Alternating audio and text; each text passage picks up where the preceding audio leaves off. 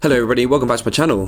This is going to be a quick update regarding what's happening in the Lorcana world. Sorry for my scruffy appearance. I work outside, coaching sport, and I wear beanies all the time, explaining the mess that's on my head right now. Anyway, let's give you the news, the Lorcana news. So really exciting.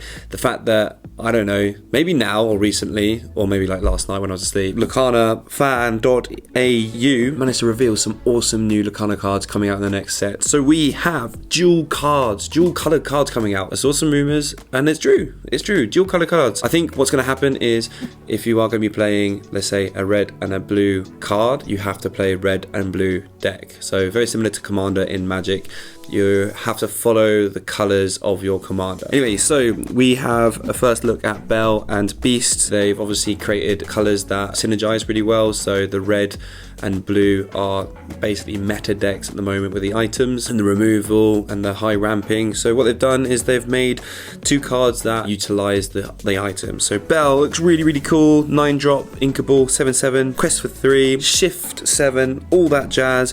And here's Salvage. For each item card in your discard, you may pay 1 less to play this character using her Shift. So she potentially could be a really easy shift. I'm not too sure what other Bells there are, but I know there's the really good Bell, which gives you an additional ink for turn. So maybe you're going to be ending up playing her to shift this onto. So potentially you could be playing this Bell at turn 4-5. Whenever this character quests, you may put up to 3 item cards from your discard onto the bottom of your deck to gain 1 lore for each item card moved this way. So really strong card to gain lore. Really rate her. The Beast is like hidden behind. Looks like it's an exert effect and paying 2 ink to banish something and deal 5 damage to chosen character. So I can imagine you probably have to banish items to do damage, which is cool. This is chosen, so you won't be able to hit ward. Then we got 2 other cards. We've got Jafar, which is a 4-drop. It says something about illusions, and if we look at the other card is Igo, if that's pronounced correctly. He's an illusion monster. So Igo has evasive and a new term called Vanish. So Vanish says when your opponent chooses this character for an action, banish them. So what I think is going to happen here is, let's say you choose Igo to be let the storm rage on to do 2 damage to Igo. Igo dodged that effect, so I don't know if Let Storm Rage On will, it won't resolve, but the draw will resolve because that's like a new, like a separate effect. So you banish Igo. But if I look at Jafar a little bit more detail, it looks like if Jafar's on the board, Jafar will be bouncing Igo back to hand, so you won't be losing that card, which seems pretty cool. So it says during something turn, whenever one of your illusions, so during your opponent's turn, whenever one of your illusion card is banished, you retain that card to your hand. That's my general guess. So Jafar is a steel amethyst. So dual color, again, Jafar is very popular in the steel amethyst decks before this set. So it looked like Ravensburger know the direction and the meta they kind of want people to play. So yeah, there are 4 new cards.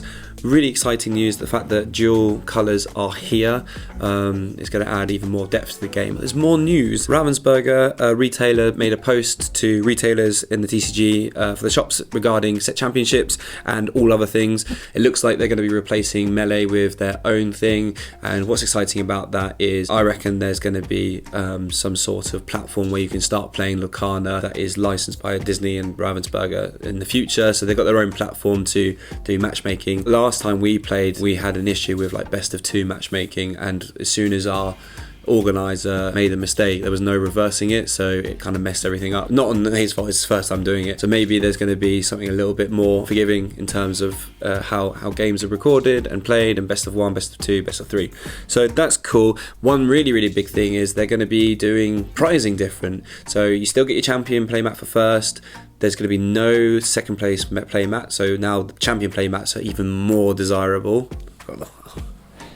Got my Scar one up there, I recently won. And then there's going to be 8 promos, enchanted promos, foil promos for the top 8 players, which is normal. However, all the stores are going to be allocated that same card in non-foil and original art, so it's not going to be an enchanted style for people who pre-register and or other ways.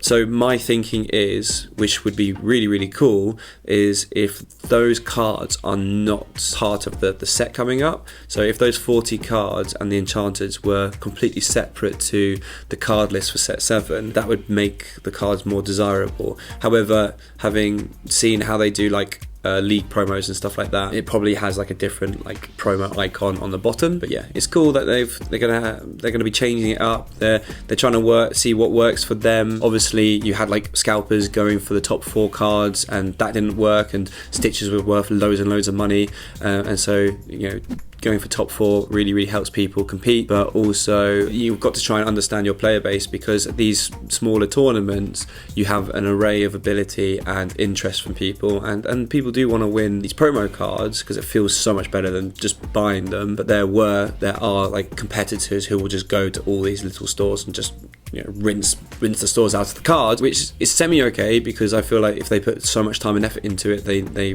get rewarded for it. But the top 8 thing was a really good idea, and so it looks like they're trying to make the playmat more desirable, and also give something to people who participate. Though I like to reward people doing a really good job, I think it is a good idea for this game to grow, to give incentives for people to turn up to the events. One praise I do have for Lorcana is when I last played at the DLC in Birmingham, people stayed till the end, people grinding out points, because Lorcana are so generous. Ravensburg are so generous when it comes to pricing and the tickets and the prize wall. So the price structure, it seems, in these stores is just in line with the DLC deal that they've got going on. So really good news. I hope I don't get in trouble because it seems very leaked. All the other news is about pre-releases and weekly rushes. So I just wanted to bring like the cool news. So the dual color cards are coming out, which is exciting. Tell me what you think about all the new changes and the new cards, and I will see you in the next video.